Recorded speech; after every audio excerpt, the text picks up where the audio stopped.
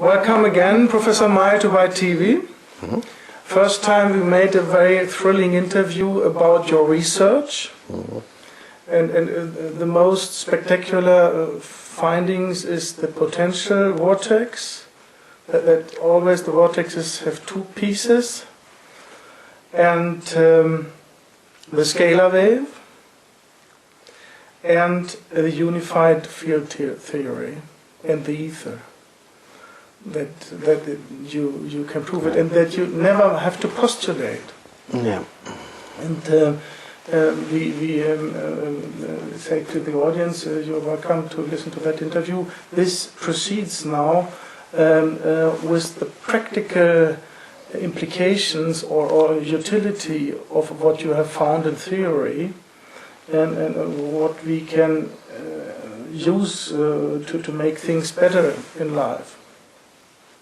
And we start with the biological consequences, because you say our whole body is working with scalar waves, and the electromagnetic waves don't interfere. Usually we think, because we only know about the electromagnetic waves, that electrosmog and all those questions are from the electromagnetic waves. But your research shows it's the other way around. Okay, a longitudinal wave you have if the wave propagates in the direction of a field pointer.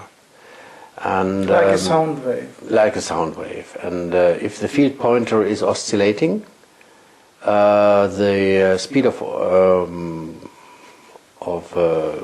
the wave of propagation will oscillate as well. So it can't be constant. This is a very important difference to the electromagnetic wave, which is propagating with the speed of light. But the longitudinal wave has no constant speed. We know this from the sound wave, that the speed depends on the environmental conditions, such as air pressure, temperature, and so on.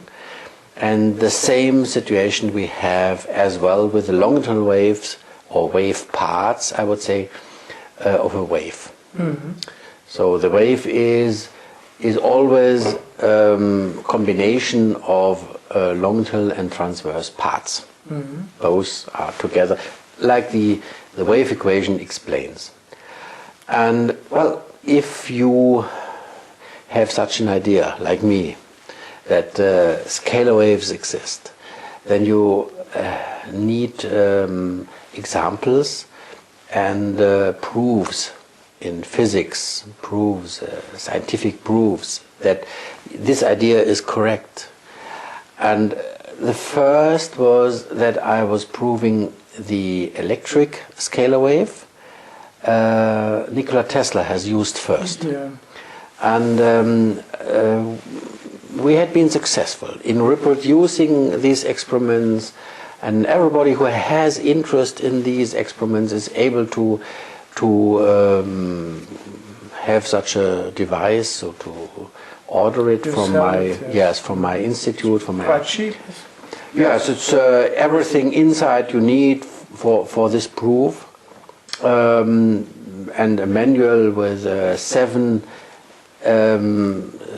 experiments which are in contradict to textbook physics. So this is really new for those who are interested in this technology, perhaps who want to use it for wireless energy transmission or other properties which are interesting for industry. They are able to inform themselves. Not by me. I explain it if it's necessary, but always better it is if they make this experience by themselves. And well, there are three waves: the electromagnetic wave, the electric scalar wave, electromagnetic wave, which is it's Hertzian wave, the electric scalar wave, which I would call Tesla wave. Because he already worked with it? Yeah, because he founded it. Mm. He was the inventor. Mm. And the third one is the magnetic scalar wave. Well, you may use my name because the detector. Yeah. Because nobody before separated it in that way and Yeah. looked at it that Yeah. way. But it's a consequence of my theoretical background and work that I said such a scalar wave exists from vortices, and such a field vortex may be produced by an electromagnetic wave, which is turning around the electric field pointer, so it is moving in the direction of the magnetic field pointer, or it's turned up to around all around the magnetic field pointer and is moving into the direction of the electric field pointer, because electric and magnetic and the speed of the vortex, which is speed of light, are always perpendicular to each other, like this here, you know. So this magnetic scalar wave, first I had in my books, but I did not have any examples for this.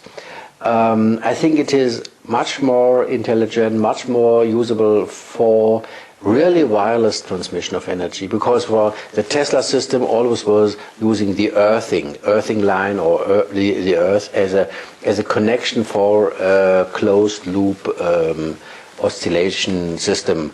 But here the magnetic system, magnetic wave, is a bit different and has different possibilities, and this is what the human being is using. Well, I always talked about this, but I have had no book and no paper about it since 2010, when I got an invitation, which took place in 2011 in China, the second DNA World Conference. Mm-hmm. And well, China was only the place where it had been, but most of the scientists came from all over the world. 10 Nobel Prize winners had been there. And they have called me as a chairman and as a member of the scientific advisory board. So this was in great honor for me. And I said, okay, under these conditions, I write a book and a paper later on. Normally, I first write a book and then the paper, not vice versa, because the paper is only part of the book at the end. But first, I want to have the whole idea described and then only parts of it. And so I started with this book, DNA and Cell Resonance. Well, I distributed this book on this conference the first time, and then I've published the main part of the book, two main parts of the book in two peer-reviewed papers and journals. One is the Journal of Cell Communication and Signaling, which has accepted my paper in September 2011, and the other is a paper in the Cell Biology, which is, I would say, the most important journal in this field, of the Yale University, which has been accepted in October 2011, but is not published yet in a printed form, only in internet. You are able. Pipeline. In the pipeline, yes, it's in the pipeline. The other one has been published in January this year. The difference is that for this Journal of Cell Communication and Signaling, the title was The Task of the Introns. The task of the introns is a very special thing.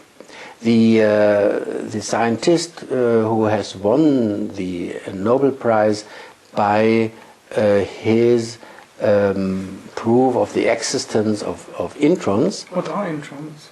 Yes, I have to explain. Not coded parts of the DNA are called introns.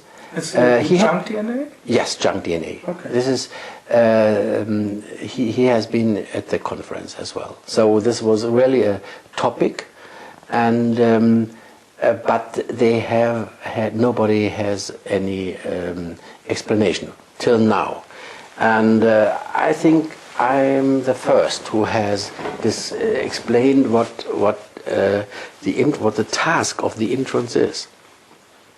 Well, it has to do with the resonance, because I learned by the experiments from Tesla that resonance is occurring if we have the same frequency, if we have the opposite phase angle between transmitter and receiver, and if we have the same modulation, that means the same form of the curve. So these three conditions are necessary to bring both the transmitter and the receiver into resonance. If we want to have this resonance by cells, if cells want to communicate one with the other, they have to fulfill this condition of resonance. But if the information is at one cell has the information and the other has not, they have different modulations and they don't get into resonance. This is the problem. The problem the human beings have. It's a problem in general.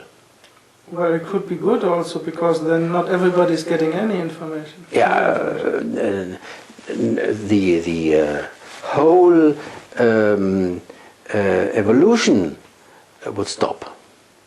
Because the evolution is only possible if information may be transported. If I'm able to read and to write, especially to write the DNA, yeah, which happens, we know that. But how is it done? Chemists are looking for carriers for particles, for biological systems which do the job. Or electric currents. Yeah, but first they look after chemical or biological carriers. And they have not solved the problem. They have not solved. They don't find them. And the electrical system could be an answer, but you have to be an electrical engineer to understand what happens here. And first of all, we need this to fulfill this condition of resonance, and this is fulfillable if the information, that means if the modulation on both sides is exactly the same. Then they go into resonance, but then you can't carry information. If you want to do this, you need junk DNA, more than 80%, 90% or even more, which has no information, which is only necessary for communication, for resonance. And the rest is the information. And this information is not disturbing the resonance, because it's only 10% or less.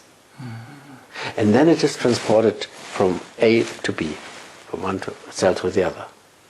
So this junk DNA is necessary as well, because we don't want to go into resonance with other animals or with plants and so on, because they have other junk DNA. So the biology is nature is watching that only those systems who have who are allowed to communicate with each other, they have the same junk DNA.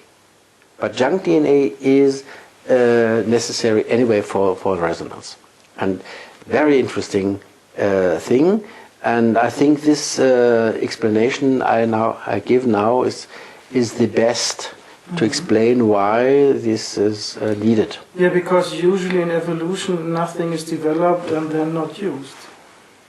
Yeah, yeah. That's the way. That's a problem anyway, because we have no physicist, no electrical engineer in this field, working in this field. Only very few, and but the electrical system is so important because the control of the whole system of our body, of the growing of cells and so on, has to do with electrical signals, and at the end with magnetic scalar waves. Yeah, because usually we think it is electromagnetic waves playing a role in the body, but you say that's not the case. How do you know that?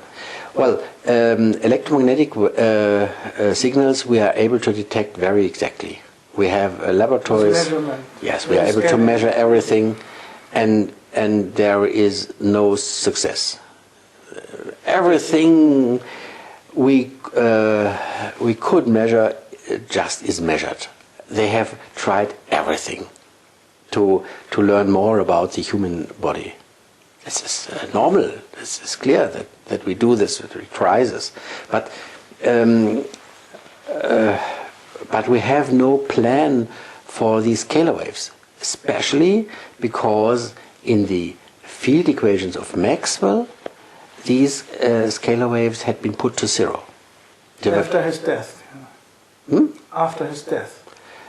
Yes. Well, he himself tried to discuss this, whether the divergence is zero or not. So this was, he was part of the discussion. he gave an explanation with quaternions describing these scalar waves, and on the other hand he was discussing this, that it's not proved, and that we could, if it is zero, then we wouldn't have it. And at the end, after his death, they said, we don't need anything more, we only accept what we have measured, what we have accepted, and this is the electromagnetic wave, so the rest is put to zero.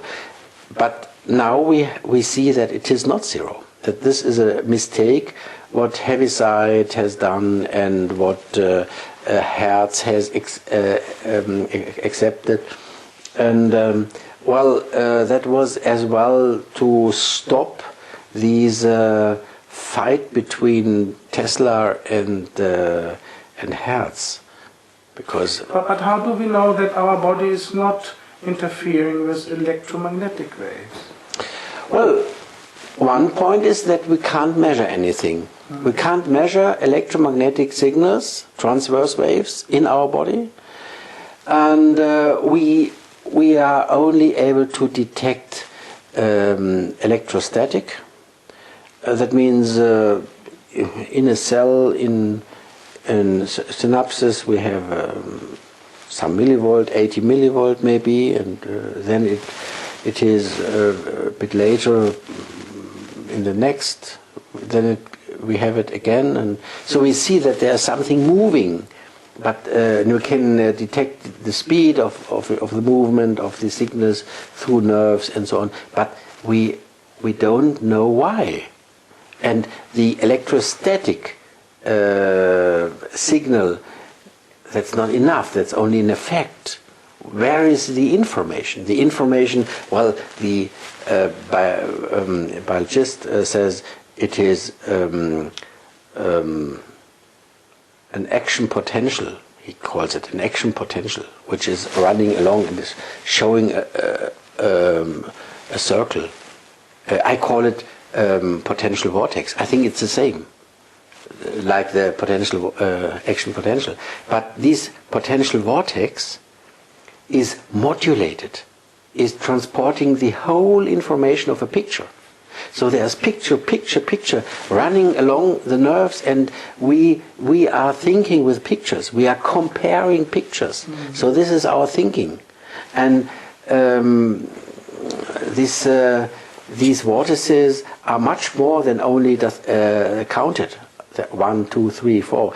If they are more than a special number, then we say, okay, then it's real information and not disturbance. Yeah, and you always used to say that when we see pictures in our brain, we see them instantly, three-dimensional and with color and brilliant quality. It's not, if we compare to computers or television, that some pixels are missing. And this is also a proof that the other kind of wave is used. Yes, yes. Because the electromagnetic wave has not these properties that you are able to use a CPU frequency of 10 Hertz. Because you only have one dimension to modulate. Yeah, so the technical devices which have only one dimension to modulate, they are all using CPU frequencies of gigahertz, some gigahertz. Because the constant speed of light is always attaching the wavelength to the frequency. Yeah. And in the scalar waves, they have not the constant speed of light, so there you can modulate both the frequency and the wavelength. And this is one dimension more, and therefore you can get this brilliant pictures and other information. Yeah, yeah. I'm working with parallel modes instead of serial picture processing mode. Yes, this is a very important difference. Well, and this is what I talked about since a long time. But when I was invited by this conference, by this world conference, I said, okay, I have a close look to that helical structure of the DNA. What is it? Where is the information? We know the bases are all around this helix, and these base pairs connected by these hydrogen bonds. As they follow, they are carrying some information. This is what we know about this, but no more. And what I did is I tried to find out how and where the field pointers look, in which direction they look. That means if I want to use these information carried in these sequences. Yes, in these base pairs, we know that the base pairs are consisting of ring systems. These are pyrimidine rings. Perhaps you know the benzene ring. Benzene ring is a ring system where the electrons are not fixed to the atoms. They have the possibility to move through these rings, freely moving there. And if you switch on a magnetic field, then which is directly running through this ring system, then these electrons are moved, because the magnetic field maybe is the transmitter and is sent, and then the electrons are running perpendicular to the magnetic field all around the ring. And if the magnetic field is modulated, then the electrons are using and are catching this modulation as well. So we have a modulated movement in this ring.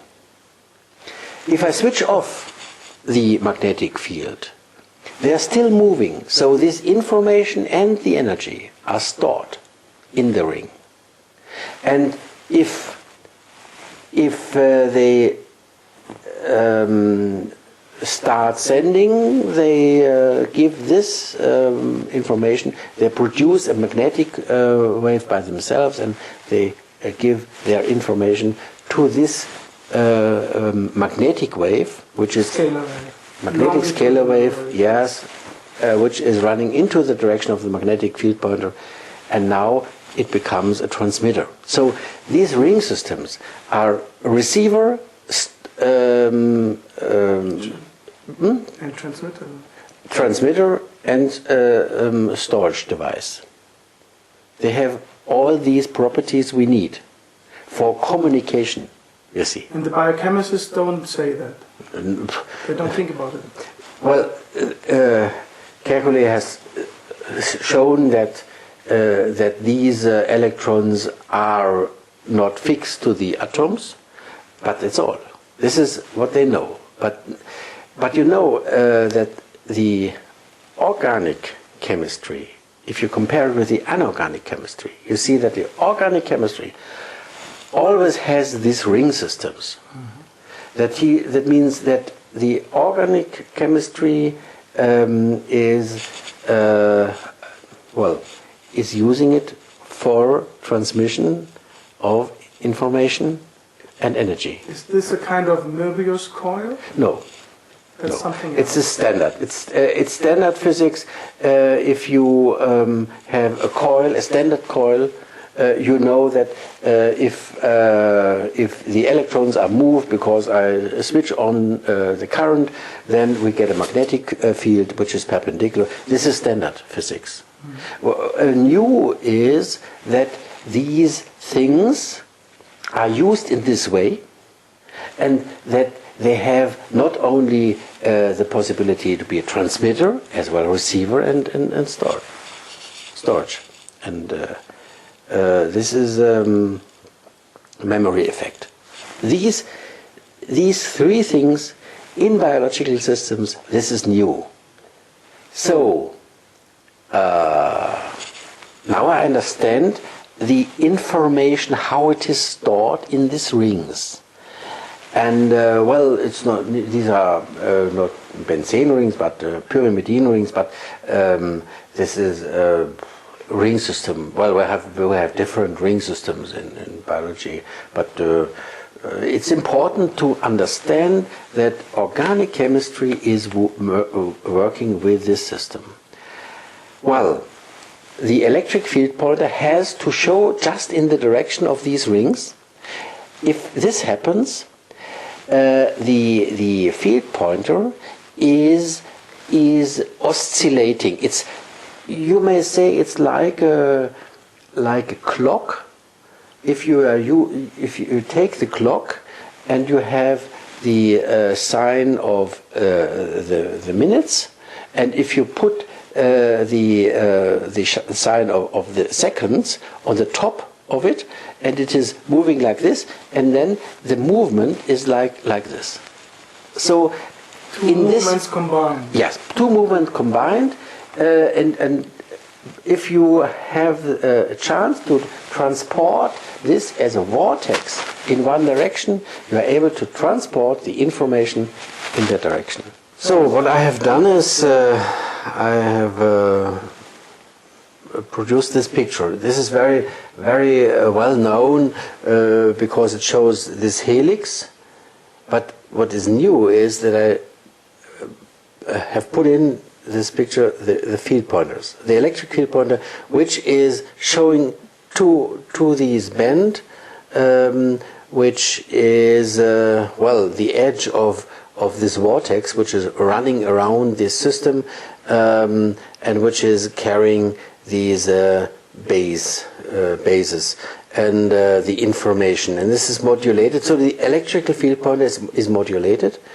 All along this band we have the speed of light, because you are able to describe it as an electromagnetic wave, whereas magnetic field pointer are perpendicular to each other, and both are perpendicular to the speed of light.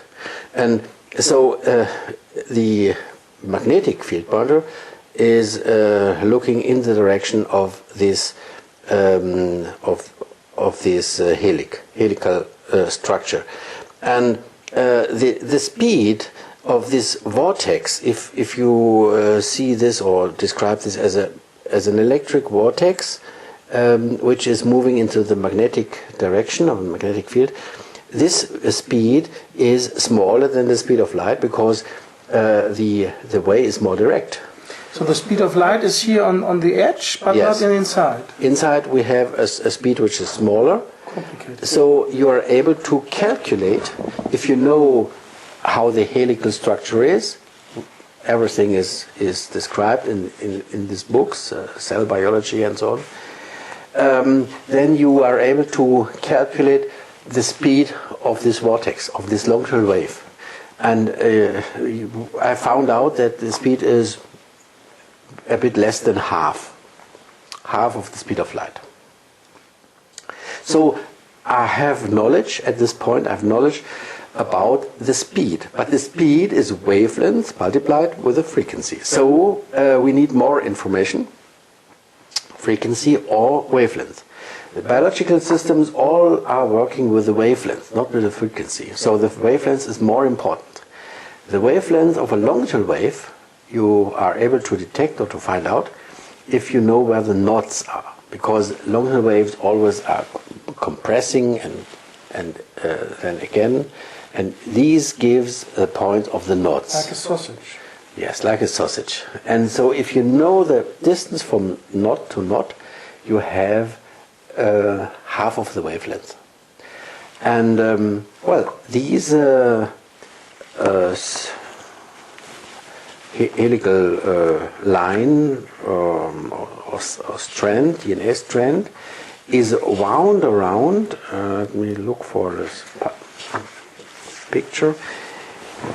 This is such an open, unpacked structure of a DNA strand with a this is from a usual school book. Or? Yes, with a given direction. 2 turns to the left, 2 turns to the right, 2 turns to the left. Not 1 turn, not 3 turns.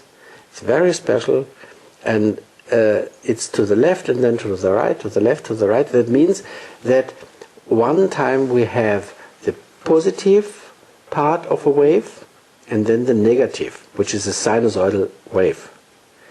Positive sinus part and negative. And so from the center to the center is half of the wavelength. So I know, under these conditions, I know that the wavelength differs from 119 to 133 nanometers. So in average it is 126 nanometers plus minus 6 nanometers. So this is the DNA the human being is using. We have others as well. So A, B, DNA and so on. This is B DNA. Well, and we are able to calculate the frequency if we have these 2 results. And what is the result? The frequency is UV radiation. So this is exactly what Professor Popp is calling biophotons and is detecting with photomultipliers in the range of UV radiation. So the result of this model is exactly explaining what others have found out by experiments. Wasn't Wilhelm Reich also talking about a kind of violet color? Yes, as well. With the organ energy? It's the same. Yeah, anyway. And very convincing proof. Yeah, it's very simple because everything is exactly measured today. Yeah. And if you are using what you have learned at school, it's not very complicated. Only what you have learned at school in electrical systems, electrical engineering, that gives you the result. On the other hand, those who measure have still measured.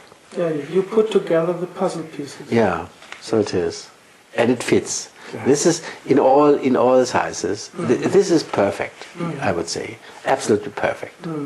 Now the result is I have a vortex which is moving in the direction of the magnetic field pointer, and which has exactly these properties. And the next is that I want to know what happens if this is interacting with other fields or waves which are perhaps have a speed up to the to the environment. And if we look in body tissue, where we have the speed of sound of 1,470 meters per second, we get half of the water resonance. Exactly. So this explains why the human being is coming, or all the cells, everything, all animals coming from the water. And existing mostly of water. Existing mostly of water. Water has a very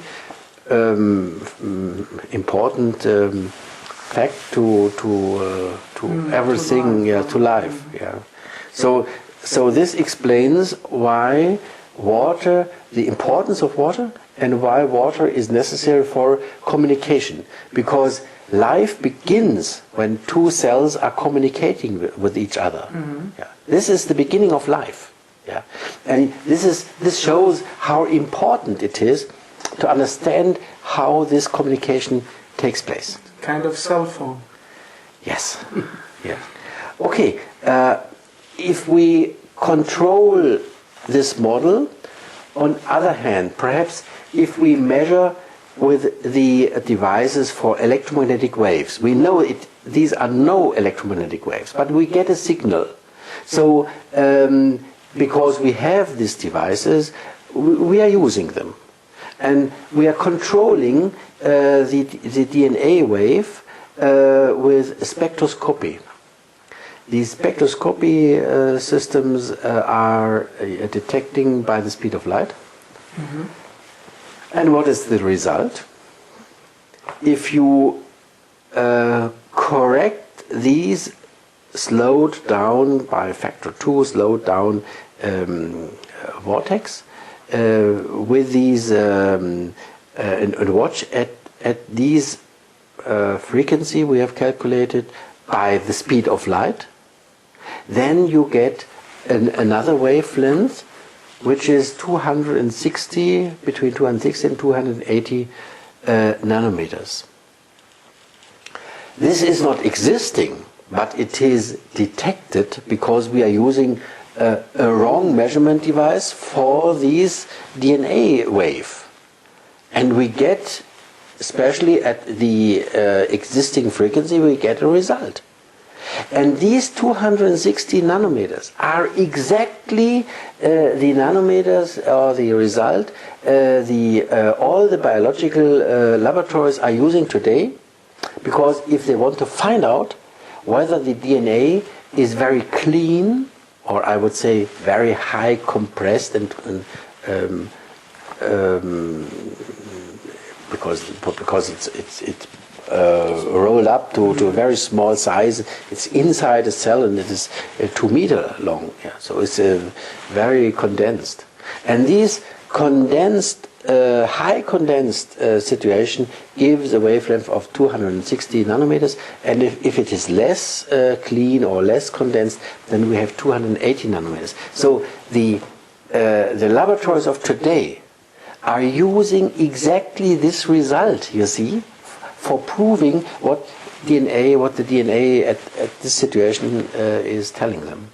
So as well, these proofs are perfect. Next is if I'm measuring outside my body. Well, there we have the speed of sound in the air. And the speed of sound in the air is 243 meters per second. Let's consider what happens if these 126 nanometers of the DNA wave is calculated at this speed. What is the frequency? Of sound. Yes, what is the frequency I'm able to detect outside the body? That means in our aura. Yeah, our aura is a field. Yes, it's like an energy field. It is, in my words, it's the scalar wave field. These are the vortices my body is producing, and I'm able to detect them outside my body.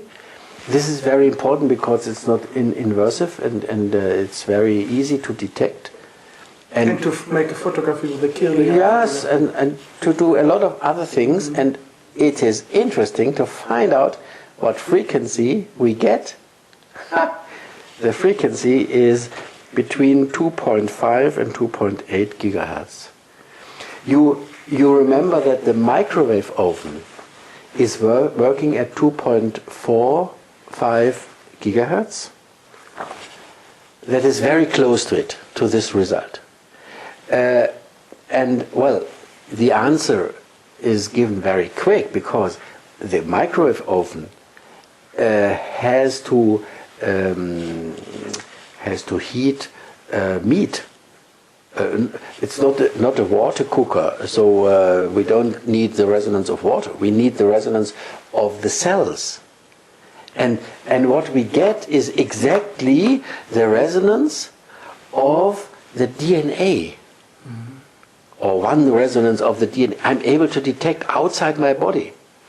So if signals interact with other signals, they need to have the same wavelength or the same frequency or exactly the same wave. Then both is existing. Both is the same. Mm-hmm. In this case, the frequency is exactly the same. That means there's only one point, but it's important that those systems have the opportunity or the possibility to heat meat. So your cell phone could be called as a microwave oven as a blood heater. Yeah, because it is exactly working in this biological window. Which devices are using these frequencies all around 2.5 gigahertz? We have the microwave oven. We have the UMTS phone system. We have WLAN systems, wireless LAN. We have Bluetooth. And HARP. HARP is also a huge microwave oven. No. No? No. Okay. Frequency is lower. They have about 7 megahertz. Megahertz, not gigahertz. Here we are in gigahertz with microwaves we have. Okay.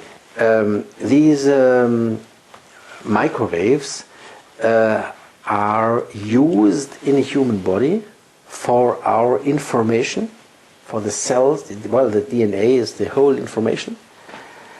And what we are doing today is that we are using technologies and technical devices which exactly are working in this, I say, biological window. Well, that this occurs has the cause in history, because they started with short waves, then the waves get smaller and smaller for television and so on, UHF frequencies and so on. It's always getting smaller and smaller. So the bandwidth, which was getting bigger and bigger, we need this for pictures of television and so on. And the military has occupied a lot of frequencies and big fields of frequencies, and then they only could use small special frequencies, which ISM frequencies, which were given free for commercial use. And such a frequency HARP is using. Mm-hmm. But such a frequency as well, the opener of my garage and so on is using, or my car. Yeah. So these are free frequencies, but at the end everything has been occupied, and they needed more frequencies, and they looked for higher frequencies. They had to develop new semiconductors. And and if there is the wish of the customer, then the industry is reacting and is producing. Mm-hmm. Okay, and so the frequency is getting higher and higher and higher, and at the end they were only reaching these biological window by harmonics, and now they have reached it directly. So this is it's a problem. I would say for it's health. Yes, for health. I would say it's not allowed to do this. Electrosmog. Yeah. And they easily could change it if they only would use, for example, scalar waves for the telephone conversation and television and so on. Yeah. We would get better quality, less energy needed. Mm-hmm. But you see, if we ask about the energy, if you are in the biological window, it's not a question of energy. It's only a question of the modulation. And this has changed as well. We started with amplitude modulation. No biological effect was shown. Then frequency modulation. No effect has been. FM, AM, FM, nothing. But then they started with digital modulation. And digital modulation, if you hear it, it is like a noise, like this antenna noise. So that you have a wide band which we are using of frequencies, and this is very similar to the vortices. So this is very close to them, and this is why they are detected by the biological system as information. We see this at very young pupil. They at school, if they have problems to learn, because they get these signals, and the brain thinks this could be important, because if it is repeated, then we say this information is important. If it's not repeated, only one time, we have forgotten it very quick. But these small boys and girls, well, teachers tell me this. Teachers who had been teacher before they started with the mobile phoning. They said, we never had these problems we have today. Because they were learning very quick, but today half of the brain, or maybe even more, is working with signals they cannot detect. They are not usable, are absolutely silly and nonsense information of technical devices. And if you are using all this, there remains only a very small part of your brain which is not enough to follow what the teacher is telling you. So these problems are very new.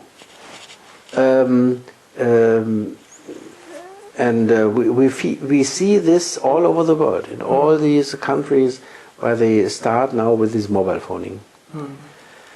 Well, this has to do with this effect that they are using these biological window for the technical devices. Yes, and as you explain, when they send away a wave in telephone communication, in the beginning it's a scalar wave, then it changes, and then it's a scalar wave again at the antenna of the receiver, and it's that scalar wave noise interfering with the body and making the electrosmog, not the electromagnetic wave.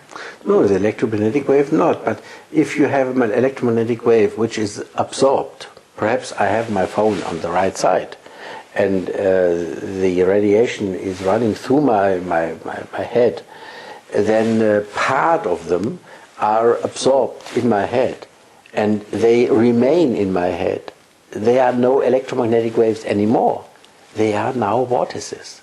So if I absorb an electromagnetic wave, this is changing into a vortex and is changing the properties and has at the end an effect, a biological effect, and this is what we have to pay attention. So there is the possibility to change from one to the other and back again. And so the mixture of longitudinal and transverse waves, this mixture is changing up to the conditions and environmental conditions. But if they only would use scalar waves for the cell phones, then there would be no spill and no biological disturbance. Yes, this has to do with the speed of the scalar wave. And because we know that these vortices in the near field decay very quick. And these vortices decay means they're producing electromagnetic waves. The quicker, the more I accelerate these vortices, the more stable they get, and the longer the distance is till they decay. I've only calculated that at 1.62 times the speed of light, the vortices remain stable. And then I call them neutrino radiation. The smooth neutrinos. Yes, anyway, very smooth, and the quicker they are, the more stronger they get, and it has to do with the size of the neutrinos, and it has to do that they get more and more stable, not decaying anymore. Yes, this is important for human beings that nowadays we are influenced. You see that the nature has used a lot of control systems to avoid that such signals, spreading signals, are destroying or are touching us. So we have the chance to find out this signal we have got only one time. This had been action potential only one. This is stopped at the next synapses because they say we don't need it. If there are 10, then it's important, and as I switch on and the signals are running to the next synapses. So before we go to the synapses, I would like to make a connection to the American doctor Leonard Horowitz, because he has always said that DNA is an antenna. Yeah, a lot of people have told that, but antenna is good, but what antenna it is? Yeah. You see, it's a ring system, which is, well, I give another example of these MRT system, these superconducted machines which are used for medical MRI pictures. scanners. Yes, MRI. Yeah. And these scanners are using a very, very strong magnetic field.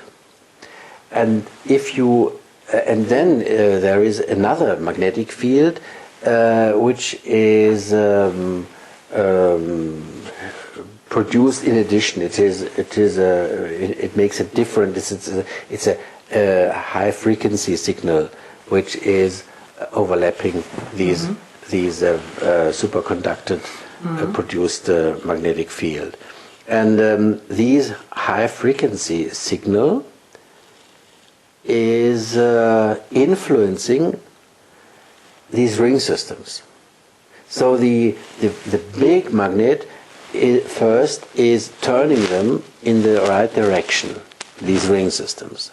And then you have these high frequency signal which is let these rings move, these electrons in the rings, and then this is switched off again, and the reaction of the rings is measured.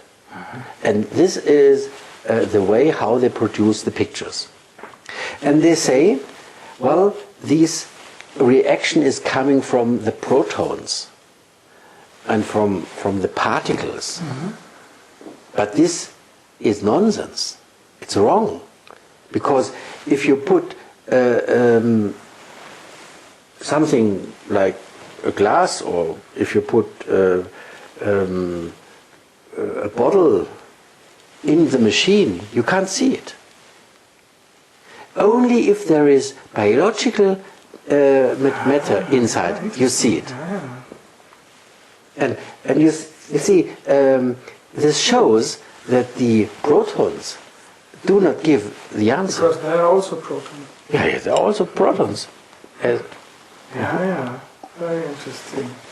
And this shows that the ring systems give the answer.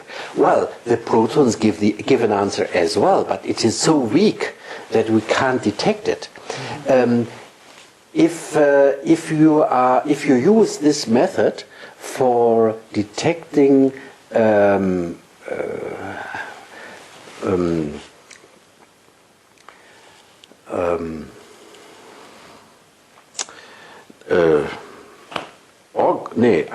anorganic matter, then they accelerate the power, and then they see pictures again.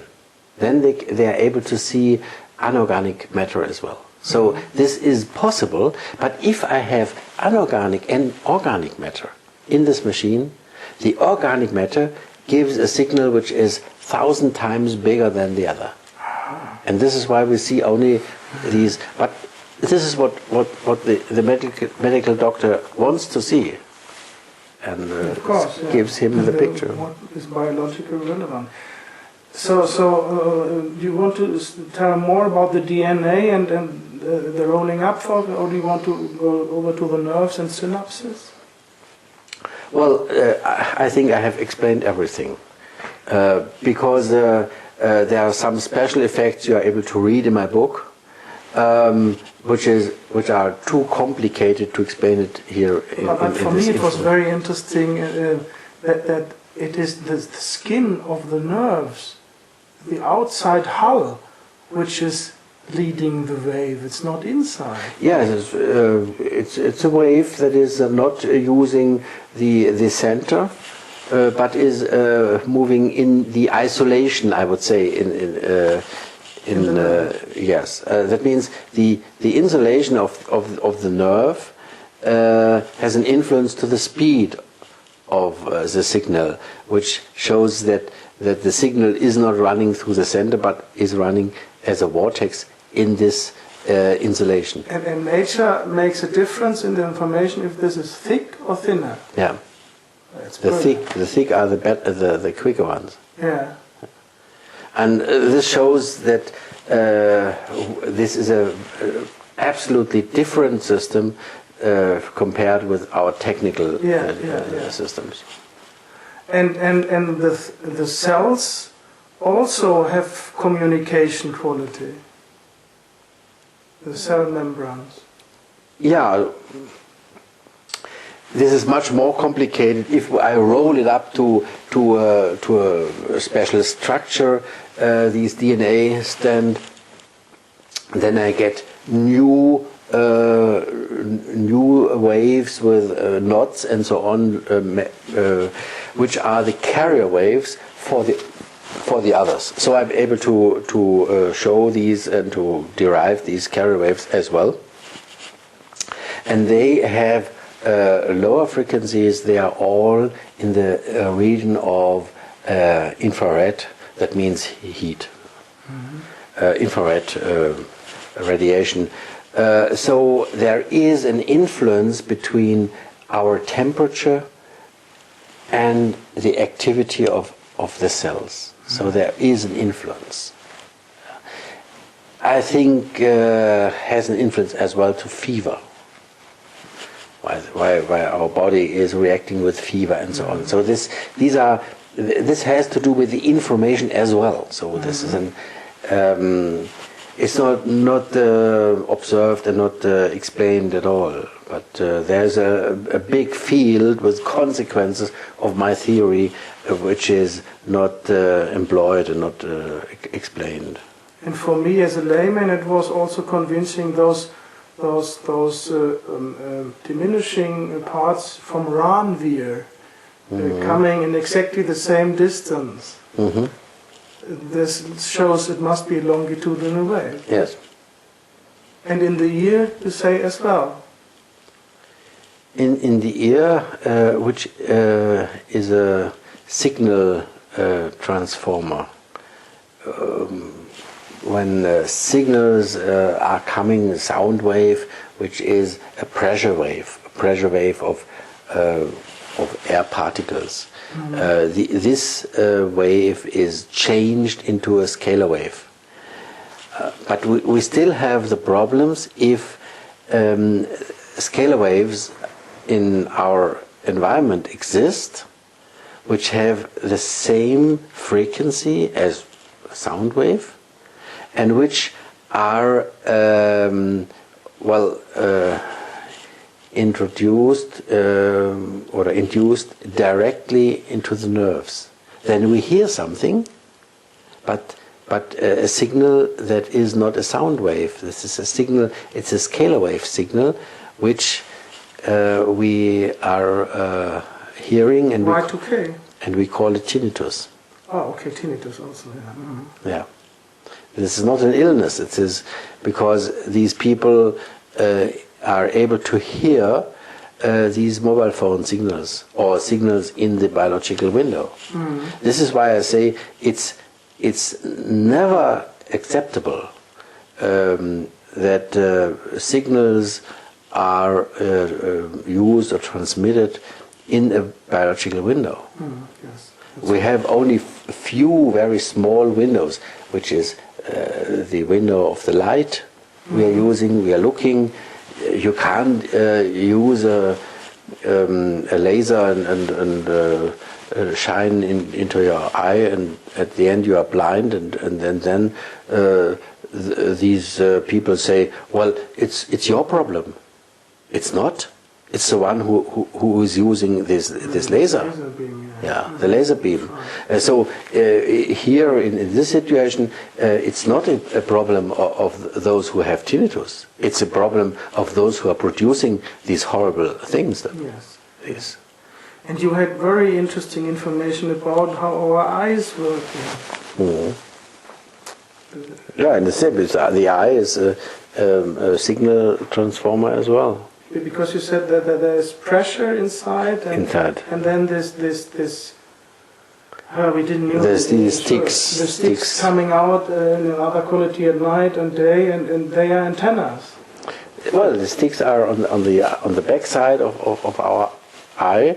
The eye is filled with liquid and under high pressure. So if electromagnetic waves are coming in, they roll up to vortices, and these field vortices, they are detected by these sticks, and these sticks are connected to the nerves, and then these change from wave to vortex, and then to transported by the nerves to the brain, and then we get these action potentials. In biology it's called, I call it potential vortex. Mm-hmm. These field vortices, they coming, and then they are carrying this information, color and so on, and we are able to make pictures from it, and our world is beautiful. It's beautiful and colorful, and I like it. But it's only a production of what we have detected. You see, it's not the reality. It's our reality. Yeah. It's fantastic. Mm. And if I remember right, the scalar wave is not only able to transport information, but even energy at the same time. Both. The electromagnetic wave is carrying only information, but the scalar wave is transporting information and energy both at the same time. Yeah. So this is what the cells need, because a cell needs information and energy if life starts. That's perfect. Mm. And then this is why I detected the scalar waves. I'm making thorough research in mind control, and often the victims of mind control say we can go into a Faraday cage, we can go 700 meters beneath the earth, or flying very high intercontinental. We don't get rid of Y2K, also voices to skull or other things. And then I got a hint from the Secret Service, well, they are using scalar waves. And then I said, I never heard scalar waves, but started to study, found you. And because if they want to interfere with the body, they need to adapt to the technology of the body. The body is a biological computer, and that's why they are forced to use scalar waves in mind control. Yes, there's always physics behind, and the possibilities are not infinite. So if you use just the same signals, you are able to influence the human being and the thinking as well. Anyway, this, the memory. And the memory and so on. I explained this, and well, the mobile phones do the same, but not. It's not what they want to reach. It's mind control is not the aim for mobile phoning. No. Yeah. And so this is an effect which had not been controlled and had not been discussed enough in front of these developments. Well, I wanted to stop it. It's now more than 10, 15 years ago. It is when I first talked about this problem, and which problem exactly? The problem of the electrosmog and these problems of the biological effect of this Tesla radiation. And I remember that I gave all these mobile phone companies in Germany, 3 we had, and at that time I gave 3 presentations and talked about these radiation, that this radiation is existing and is dangerous for the human being, and that they first have to detect these signals before the mobile phone devices get the CE sign. Yeah, exactly. Yes. And well, the effect was always the same, that these companies ask the Bundesamt für Strahlenschutz in Germany, which for radiation, that's it, and they say no danger, and then they said, okay, if there is no danger, then we can do the job. And so I was stopped at that time, and well, today it's a bit changed a bit. Perhaps we have had these horrible tunnel accidents. Perhaps you remember that in Austria and in Switzerland, and at that time it was really a problem. And there had been an invitation for me to the Austrian government, and there at this meeting there was as well the question about these accidents, and I said, well, there is it's totally clear what happens, because if such a bus with 50 person, young person, everyone has minimum 1 mobile phone, some have 2, and they are all switched on, and this bus is driving in a tunnel. All mobile phones are searching for their transmitter, and as they are turning on to full power. So you have 1 mobile phone at full power is getting the CE sign, is accepted, is under the limits. But if you have 50, they are 50 times more than the limit. Interesting thought. Yeah. Yes. And if the driver gets influenced, the accident is explained. So they have to switch off the cell phones. When yes, I said you have the possibility to stop the bus at the entrance to the tunnel and switch off all the mobile phones, and then like an airplane. That's not working. And they said, what shall we do? We can't do it. We have so many tunnels. We can't stop every bus at every tunnel entrance. Okay, I said, you have another chance. You are constructing transmitters, mobile phone transmitters inside the tunnels. Then the mobile phones find the next transmitter, and then everything is okay. And then they started to, in Germany, in Austria, in Switzerland, they started to change all the tunnels to construct these mobile phones. Yes, they have done. They have all tunnels, more than 1 year, 2 years, all the tunnels we had problems because they all had constructed in the tunnels. They have built these transmitter systems in the tunnels. And since that time, we have had no accident anymore. The last one was only one and was different. But has nothing to do with these mobile phones. But the others, we have had a lot of tunnel problems and accidents. This stopped. So this was one effect of my work. At this point, I had been successful. At the other point, it was very difficult. Yeah, because the biochemists and biological people, they are not disturbed from with the education from physics, and then they have easier to accept this. There's no dogma to get rid of. And basically, a lot of medicines are already working with scalar waves in medicine science without knowing it. Yes.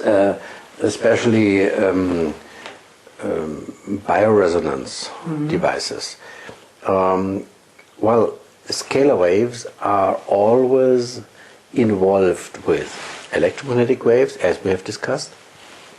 They are as well involved with only magnetic fields or only electric fields or with different sorts. So it is, there are bioresonance systems which are using the electromagnetic field or this or this or this. But the effect of these devices always is up to the scalar wave part, which is more or less. But this part is the important part. And this is why I say if only the scalar wave part has this influence, okay, then let's construct a device that is only producing scalar waves. This will be the most effective device. And this is what I have done. It happens that my experimental kit for physicists and universities one step before perhaps, because one could think, well, the scalar waves now influence us negative. How could they be positive if you only use scalar waves? Well, the scalar wave always is only the carrier wave.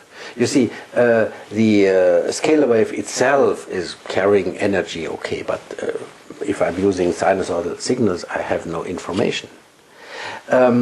This is what I want to explain now. Yes.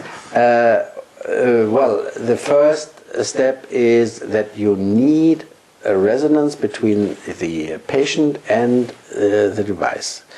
And if you have this resonance, you are able to use it in a positive way or in a negative way. It's up to, to the cloth, whether it is white or leaf green. Yeah, whether you have a medical doctor or a soldier. This is the difference. But anyway, the first step is that we need a system which is able to communicate and to go into resonance with. And the scalar wave has this property. And when I started with my experimental kit, I remember a few years later, I had been on a conference at the University of Kaiserslautern in Germany, and there had been a doctor, a medical doctor. And I said, "Hello, nice to meet you. You have bought an experimental kit?" "Yes," he says, "very, very good, very interesting." "Yes, but you have ordered a second one." "Yes, it's for my wife," he said. "She's a medical doctor as well." "Okay," I said, "for experiments, one is enough. Why do you use two? What special experiments are you doing?" "No," he says, "I'm not doing experiments. I'm healing with it." "Oh," I said, "healing with my experimental kit?" "Oh?" And he don't wanted to tell me. He said, "This system is the best system that is existing in the whole market for biological resonance. So this is really perfect." And then they adapt bottles with something. Yeah. And I said, "Oh, you have to explain it to me." Well, a bit later he said, "Okay, I explain it to you. What we are doing is that we put on this Tesla coil, we put some information. It is a bottle with oil, with a special oil and so on. And we are using this oil, and if we put it on the Tesla coil, we are modulating these carrier wave. And you see, if I have found the perfect resonance between transmitter and receiver, I have no spreading fields. So if there is a patient, the patient gets zero, nothing. Everything goes to the receiver. But if I modulate parts, these modulated parts do not reach the transmitter or the receiver, because only one is modulated, the other not. And if these signals are producing spreading fields, and if there is a patient in the room who is needing this information, he gets it. He gets resonance. He goes into resonance, zack, he has it. Interesting. And he says, this is absolute perfect. It is homeopathy, but without water. And it is absolutely at the same time. So you are able to get spontaneous healing. There's somebody coming, he says, he is here, he is making a test what sort of seeds he has negative reactions. You don't need it, he says. You put it, the seed, on the Tesla coil, switch on, switch off, you see it's good, it's not good, and so on. So you have absolutely 100% reaction just in time, with no delay.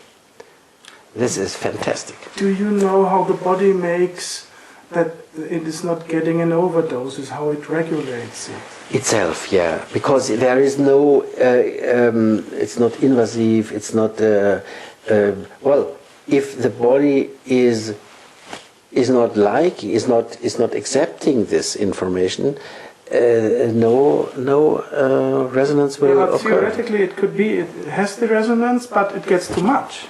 How do they cut off that it's not too much? We have tried this. We have done experiments in Switzerland as well, at the University of Bern, and there we have controlled these stress systems to find out whether stress will occur. If the patient is not touching the system, stress never occurs. Because the body regulates itself. Do you know what kind of mechanism? Yes, the cells have the possibility to go into resonance or to go not. So this is controlled automatically. If they need information, they go into resonance. If they don't need, they don't get. Well, you can improve this, that you put the patient more close to the machine, then he gets more of these carrier wave, that means more energy, poor energy.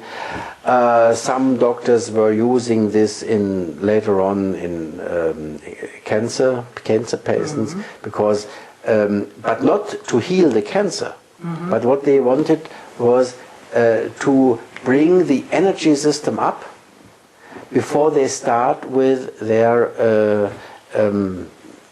possibilities. Well, there's healing cancer. But first of all, before they start, they need to bring the energy system higher and higher. And this was very effective to do this with this experiment.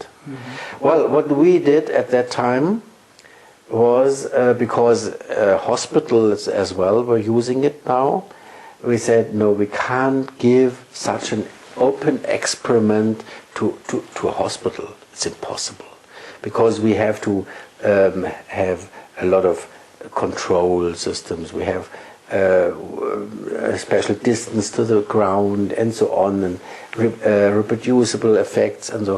So this was when we started with these scalar wave devices, which we still produce only as technical devices, like the others, because there are still some laboratories who are interested in these devices. And if we would have only medical acceptance, then at the end the cleaning of the hands and here for your breath and all these detection systems are necessary for teachers in a technical university. That's a nonsense, you see. This is why we said, no, we are producing only technical systems which have the CE sign, which are approved, and which may be directly ordered as a wellness system. Yes, we have it in hotels who have their wellness system. There's one. They told us that they are very glad to have the system. They are modulating music at the same time, so you are able to listen to the music, and you get the music modulated on these scalar waves. That means you get these information but direct, without your ears. Very, very big effects that especially in calmness and relaxing. And one woman came with a rolling seat, and she left the hotel very well. Yes, going.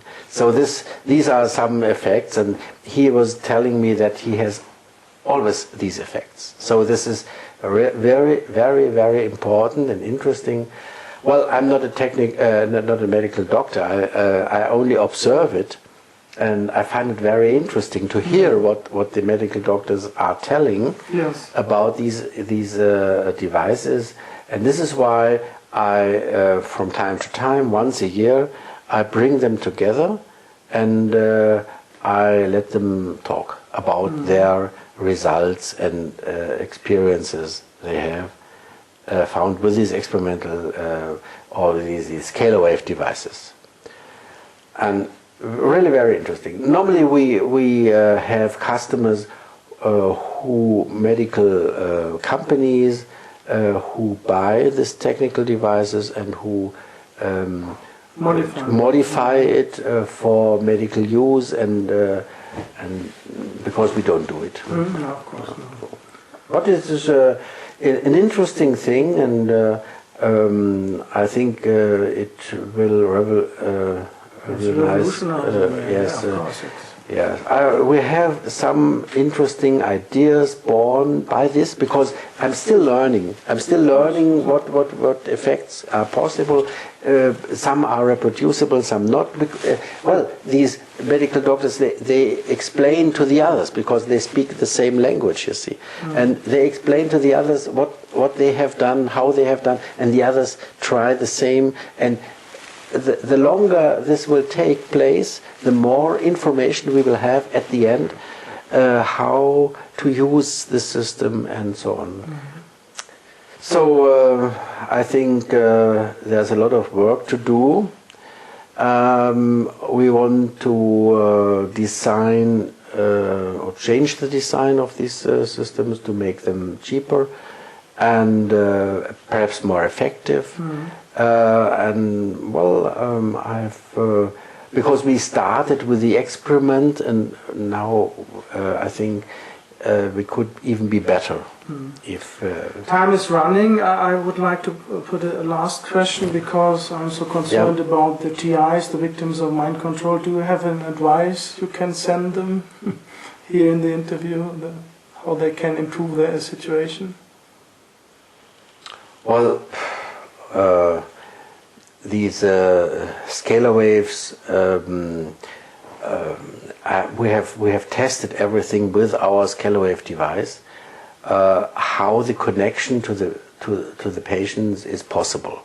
So the standard system is that the patient is in the room, that means next to the device, but not touching it and not but not far away. So if his system says no, I don't want this radiation, then he goes out of resonance, and the possibility is that another person in the room is getting it.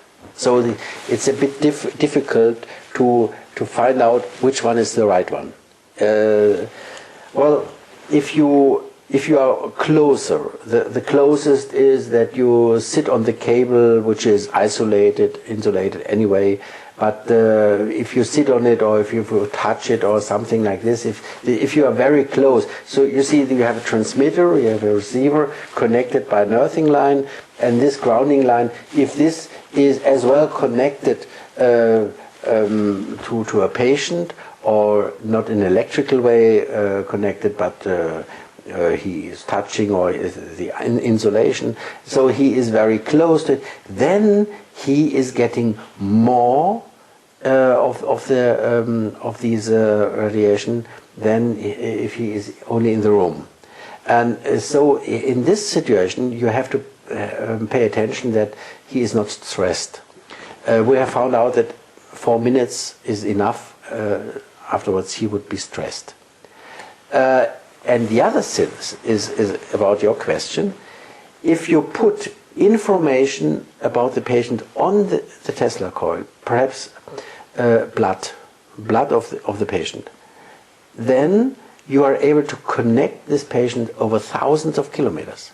We have tested this, and we have controlled it, and have got the answer that this signal has really reached the patient. Yeah. Over hundreds and thousands of kilometers. So this information is so special of the blood that if you modulate with this signal, then the distance has no influence. Really. No, but how can they? Yeah, if you consider this, you see, you speak about mind control. Mind control means that somebody is using these scalar waves to influence your thinking. Mm-hmm. Yeah. This first condition is that you bring the system with your mind, with this person, into resonance. Mm-hmm. That means you need a lot of information about the person to get the person. Mm-hmm. Well, one information which is very easy to get is the photo. A photo. Mm-hmm. If you have a photograph of him, well, you may get him into resonance, maybe, but there are some other people who look nearly the same, mm-hmm. and the photograph is not very clear, and it looks from one side and not from the other side. So there is the possibility that the one who wants to reach the other one, he is getting him or is getting him not. This is the first condition. The second is that if you want resonance, there's not only one necessary. Both have to go into the same resonance. So the one who is the receiver has a chance to change his resonance, to concentrate on something else, to love another person, to go into resonance with himself by meditation or so. Mm-hmm. So he has a lot of possibilities to look for other resonances to get out of this resonance he don't want. Mm-hmm. So this is a control of the resonances. you see, of your own resonances. The brain is helping because the brain is a scalar wave interferometer, isn't it? I wouldn't say so. It's not an interferometer, but the brain is using scalar waves anyway. So if we know that our brain may be influenced from outside as well, so from inside and from outside, both is possible. This is what we know, and so this is really a danger if somebody would detect you or touch you and could influence you. But I speak about the possibilities to get rid of the resonance. Yes, get rid of the resonance. So this is well, we as well have tried it with our scalar wave device to bring the people into resonance with our technical device, which is nearer. Not more power. It has only very few power, 50 milliwatts, less than a mobile phone. This mobile phone has 60 times more power. But very close to this, then you get into resonance, or the patient goes into resonance with this device, and is losing the other resonances. And so this he is getting asleep, is getting calm. This is very, very effective if this happens in this way. If not, well, then there's no influence. Because I met patients which had been to a doctor using your scalar wave device. And they said the first 3 days it was very good and free, and then they got hooked up again. Yeah, well, this is these are patterns, I would say, and maybe if the pattern is new, it is more. The patient has more concentration to this pattern. If it is the fourth or sixth or seventh time, then he is losing the concentration, and then he is no effect at the end. So it is up to the person who is controlling it. It is nearly impossible to defend himself from these radiation with a technical device, because if we want a technical device, we would bring this device into resonance with the transmitter, and not only this, we as well have to take the whole power from the system and change it into electrical currents, maybe. So we have to change it into another form. Otherwise, we have no effect. The field still would exist. So if they produce only plates and so on, well, they are all antennas. I accept. I agree with this, because I say yes. Well, this is an antenna as well. Okay, the antenna is influencing our environment. Maybe it's if I have it in a special way, it is better for me, because it is changing in a way that I have less fields, less resonance. Okay, maybe, but maybe for you it's worse. I don't know. I can't say. So this is not correct if you say it has an influence. Okay, yes, I agree. But if you say it is helping you, I would say no. You can't say this, because... Yeah, that's a practical result. Yes, a practical result.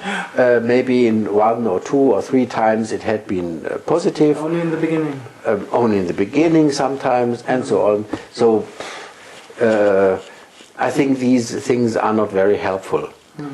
What we have to reach is that at the end we don't have these systems. We do not allow these the use of such scalar wave devices.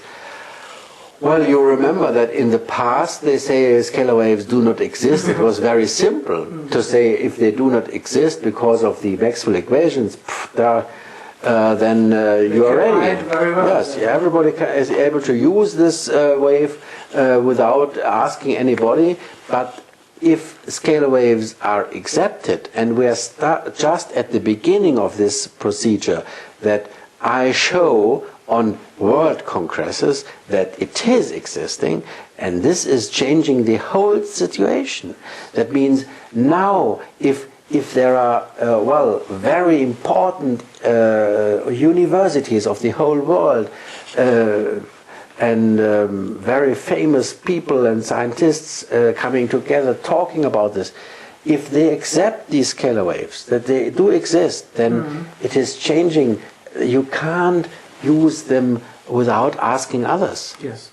You have to ask the one you are influencing.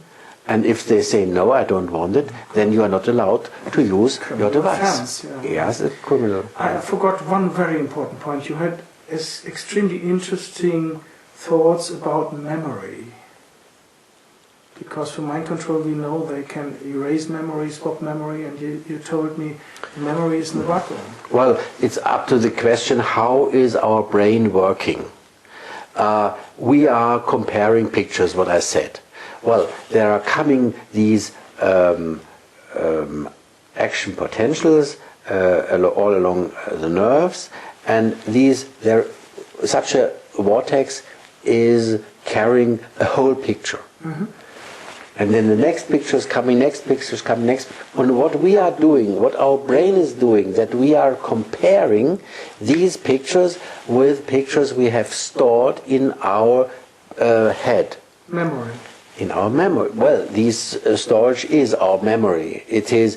The question is, where are these pictures stored? Exactly. Yes, and it's stored in the vacuum. What do you mean by vacuum? I have to explain. Well, we know that the matter is as empty as our galaxy. If we look into the Milky Way, we see that there are a lot of holes. Everything is a vacuum. There's only a few spots. So this is the situation of our matter we are made from. So there is more vacuum than matter, much more. Important is that the size of such a potential vortex has to do with the conductivity. If there is a lot of conductivity, the eddy current vortex is getting stronger. That means it is getting bigger. We know that the eddy currents are producing the skin effect because they are growing up to the skin of the conductor. And if I store this vortex in the vacuum where there is no conductivity, it is reduced by the potential vortex up to a minimum of size. And these vortices get so small that there is enough place for a huge memory. And if we are thinking, if we get these pictures, these pictures are not in the vacuum. They are in our in our brain, in these neurons. And there is conductivity. So we have this vortex, and our brain is looking whether it is finding other vortices to bring them into resonance with them. And if they have found some they get it from the vacuum, and if they compare, they get the conductivity, the same conductivity like the one that it was coming, and they are able to compare it. And they see it is the same or it's not the same, and so on. And this is what we call thinking. And it's always comparing pictures, one with the other. And then it's stored again. We have always the possibility to get these vortices from the vacuum. We as well have the possibility to get some vortices from the environment. So from outside, this is what Sheldrake has developed, these morphogenetic fields or Akasha chronik. Yes, I discussed my experiment with it. On a conference. And he said, it's a pity that I'm not a physicist. Yeah. That was And he his. understood that you got the physical solution.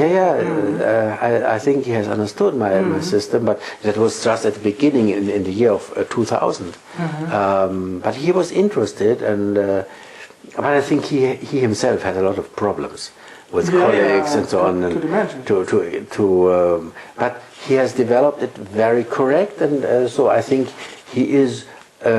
Under scientists, he is accepted in a special way, but we need to renew our model of thinking, how this works, how to get these vortices from our environment. In a technical way, we know that we have antenna noise everywhere in our environment. So this noise is the mixture of a lot of field vortices carrying information. So we have information in our environment more than we are able to use. But we use only where we go into resonance with. So the resonance has to do with our thinking, has to do with what we are fixing, what we are concentrating with, and then we go into resonance. If I think about something in the past or somewhere in another country or another town, I'm able to see something, and this is kind of thinking which has to do with these resonance effects. Well, if you learn it, there are people who learn it, who trade it, and who try to improve these possibilities. Well, they are really perfect at the end, and they can do things we are only dreaming from. And vacuum is, in your words, a kind of field or space without materia. Yes, without materia. Field is not a field vacuum, free vacuum. It's only matter free. No matter in this vacuum. But no there matter. must be a field. Fields we have everywhere. We can't shield the fields, and so fields we have in the vacuum everywhere. Yeah. Well, it's necessary, because if I want this memory effect, or if I want to remember something, I need to bring the fields into this vacuum to get it, because it makes cluck, and then you have it. But interaction means that there is a force which is bringing both together, and this force is important. Without this force, thinking is not possible. Thank you very much for this mind-boggling again and revolutionary information. This is really important for future medicine. I hope a lot of doctors will see the interview. And thank you very much. Yes, thank you for the invitation.